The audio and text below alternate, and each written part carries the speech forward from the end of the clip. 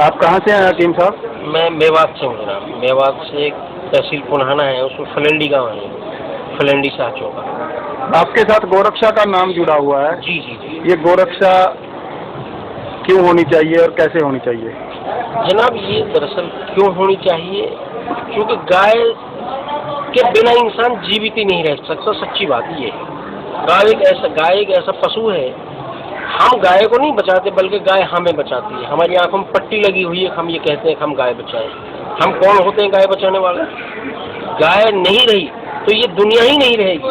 میں نہیں کہتا ایسا وید کہتے ہیں، ایسا قرآن کہتا ہے، اسلام کا قانون کہتا ہے. کے جو گن ہیں جی ان کے بارے میں کچھ بتائیے. جناب، جتنے پشو دھرتی پر آئے ہیں سب سے زیادہ گائے کے دودھ میں جو گن ہیں وہ کسی پشو کے میں نہیں ہے. اس کا جو گھی نکلتا ہے اس میں جو گن ہیں وہ اور کسی پشو کے گھی میں نہیں ہے. اس کی چھاچ اور دہی میں جو گن ہیں وہ کسی بھی پشو کے میں نہیں ہے. یہاں تک کہ اس کے گوموتر سے اسادھیہ بیماریوں کا علاج بھی ہوتا ہے. اللہ کے نبی نے کہا ہے کہ گائے کا دودھ اور گھی امرت ہے اور اس کا گوشت نقصان دائک ہے. تو اسلام مذہب میں اللہ کے نبی سے آگے تو کوئی انسانوں میں بات ہی نہیں. حکیم صاحب، گو ہتیا میں زیادہ تر مسلمانوں کے نام آتے ہیں. آپ ان لوگوں کو جو گو ہتیا کرتے ہیں انہیں کیا سندیش دینا چاہیں گے؟ دیکھیے جناب، اس کی 3 باتیں ہیں. پہلا تو میں بھارت سرکار سے بار بار اپیل کرتا ہوں کہ بھارت سرکار کو پورن گو ہتیا بندی قانون بنانا چاہیے. نمبر 1. نمبر 2، ان کسائیوں کو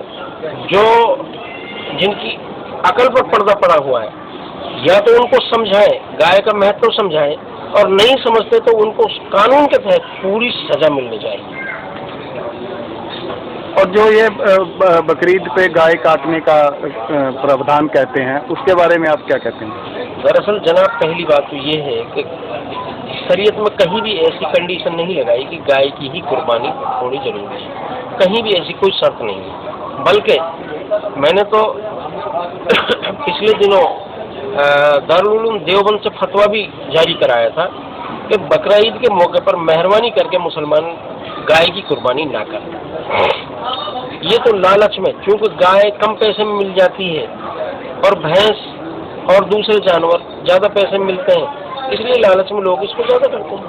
تو لالچ میں آ کے گائے کی ہوئی قربانی کیا ان کی اللہ کو قبول ہوتی ہے؟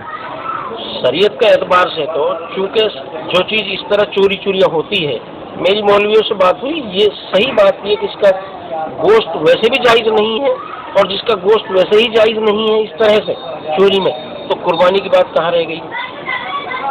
مہربانی.